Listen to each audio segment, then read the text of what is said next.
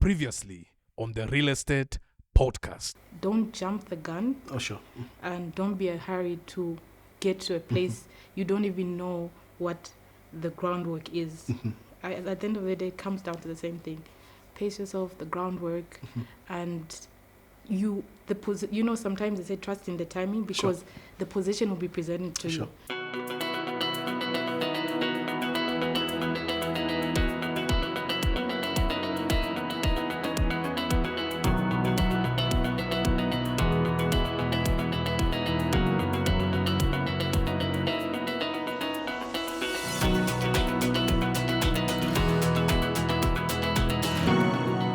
This question will be a bit personal. No problem. Yeah.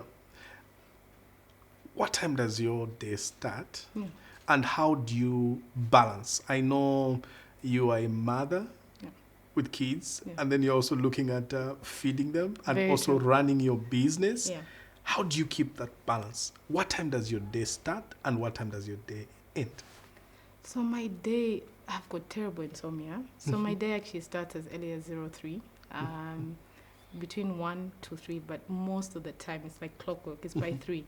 At that time, the kids are still asleep. I catch up on emails. I catch up on ads, Awesome. responses. Some clients even actually interact because they know that's my window. Like I said, as a mother, get the kids to school, get them ready, and then take them to school, and then go about my day until knock-off time. But it's just trying to manage. It's not easy. They say easier said than done. Yeah. That's very valid. But I feel like at the end of the day, if you're working towards a purpose, Sure. and you know that having children is a purpose for a lot of us as parents, so that always gives you that perseverance to say, I need to do this ABC because I do not want to go home empty-handed. Yeah. Oh, yeah. So it's just really trying to manage your time. I feel that also one thing I've learned to take away is I learned it from a few of the agents where I worked Sunday to Sunday before. Awesome. I worked Sunday to Sunday. Then I remember a few of you guys, I think even yourself, you said, I think it was Jonathan, he said, give yourself that one day to rest, Sure. catch up with your family. Sure. For me, it didn't sit at that time because I was just like, if I sit home, what will they eat?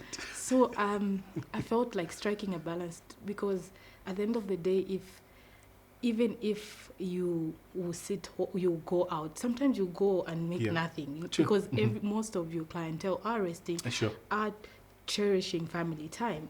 So I learned to do that with myself, and it really brought a lot of peace of mind, and you actually were more functionable. Okay.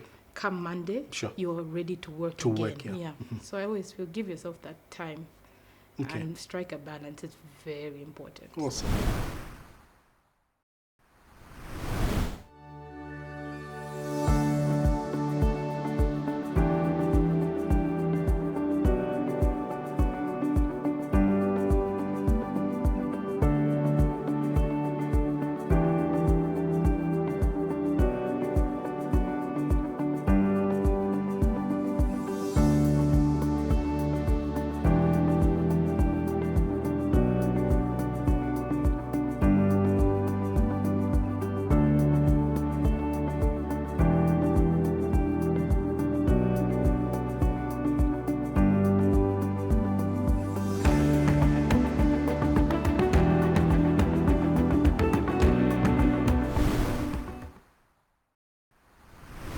In our discussion, one of the discussions that we've had, you and me, you've brought out a number of aspects that you actually deal with. One of it being you handle or help out in property management as well as property maintenance. Yes. How is that working? How can an upcoming real estate agent that maybe they're not seeing anything in the rentals, they're not seeing anything in the sales, how can they position themselves to actually get into management, maintenance, and other aspects? So that actually, exactly what you're saying. When you're seeing no lucrative income, like in the rental, the sales, everything slowed down, you ask yourself, how can I be more innovative? How can I be the one-stop shop? So that's basically how I came about it. I said, look, property maintenance, in the property maintenance, you need a plumber, so I said in construction. So I went and partnered with the construction team and partner, as well as the property management. That strikes a balance because that one, at least monthly, are guaranteed something is coming. Yeah, something is coming. And then when you do even more work, there's also that aspect of the maintenance.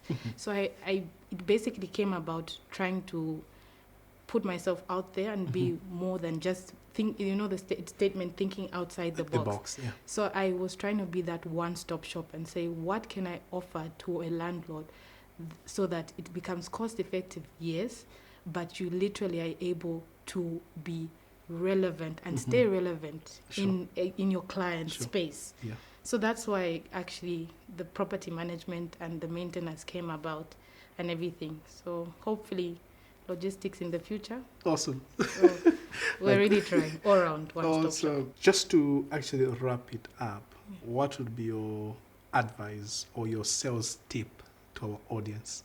Remember, we're dealing with everything real estate, sales and investments. What would be your tip, the takeaway tip for our audience?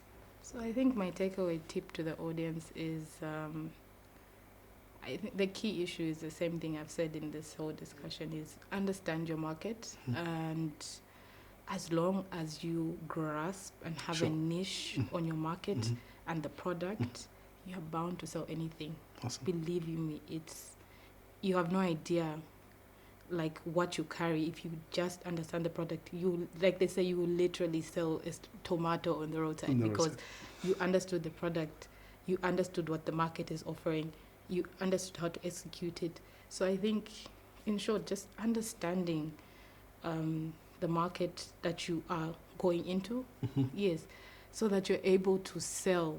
The confidence you give yourself to a client gives them that reassurance that they are not going to come back and cry, and they're going into a place. And at the end of the day, I always say to agents, don't be everywhere, but like work smart as well, but equally understand your product. It's a vital thing, I would say. Awesome. Yeah. Thank you very much for this awesome information and knowledge that you have shared with us and the audience. Thank you. I have been your host, Ngosa Nkandu, the CEO and founder of Kingdom Real Estate Agency. We've been having a chat with Nelisiwe Tauzeni, one of the Zambian real estate brokers or agents, as it were. See you on the next podcast.